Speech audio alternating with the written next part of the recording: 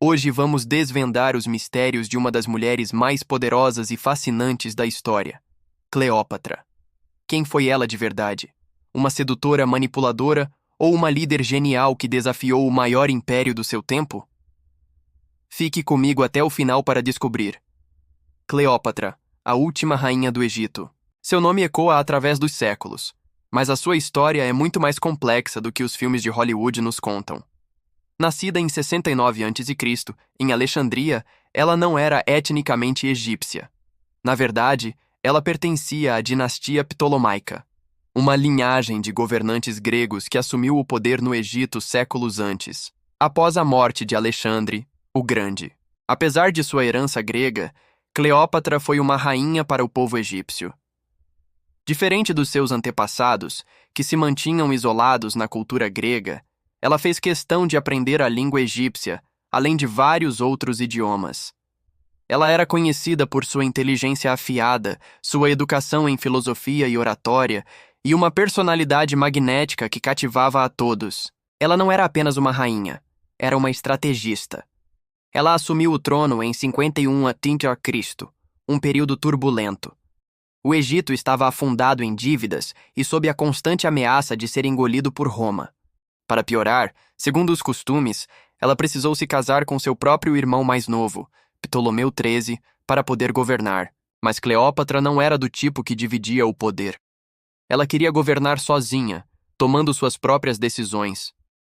Essa atitude forte gerou um conflito direto com seu irmão, e uma guerra civil explodiu, forçando-a a fugir de Alexandria. E é aqui que a história de Cleópatra se cruza com a de um dos homens mais poderosos de Roma, Júlio César. Naquela época, Roma também vivia sua própria guerra civil entre César e seu rival, Pompeu. Após uma grande derrota, Pompeu fugiu para o Egito buscando refúgio. O jovem rei Ptolomeu XIII, tentando agradar César, cometeu um erro fatal. Ele assassinou Pompeu e enviou sua cabeça de presente a César. A atitude, em vez de agradar, enfureceu o general romano. Vendo uma oportunidade, a exilada Cleópatra agiu. Diz a lenda que ela se escondeu dentro de um tapete para ser contrabandeada para dentro do palácio e conseguir uma audiência com César. Ele ficou impressionado não só com a sua audácia, mas com sua inteligência e carisma. César decidiu intervir na disputa egípcia a favor de Cleópatra. Ptolomeu XIII se rebelou contra os romanos, mas foi derrotado e acabou morrendo afogado no rio Nilo. Com o caminho livre, Cleópatra se tornou a governante incontestável do Egito e também amante de Júlio César. Juntos, eles tiveram um filho, Cesarião, que ela esperava que um dia unisse os reinos do Egito e de Roma. Ela chegou a visitar Roma, vivendo abertamente como convidada de César, o que causou um enorme escândalo, já que ele era casado.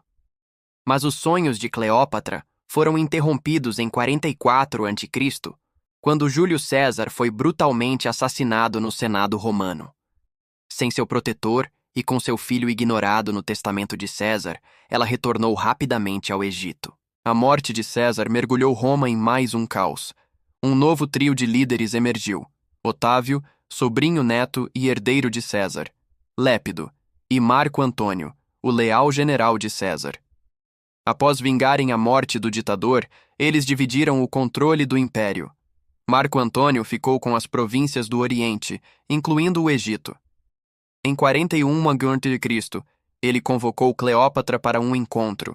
Consciente do poder da primeira impressão, ela chegou em um navio magnífico, vestida como a deusa Afrodite. O encontro foi um sucesso. Marco Antônio ficou completamente fascinado por ela, e logo eles se tornaram amantes.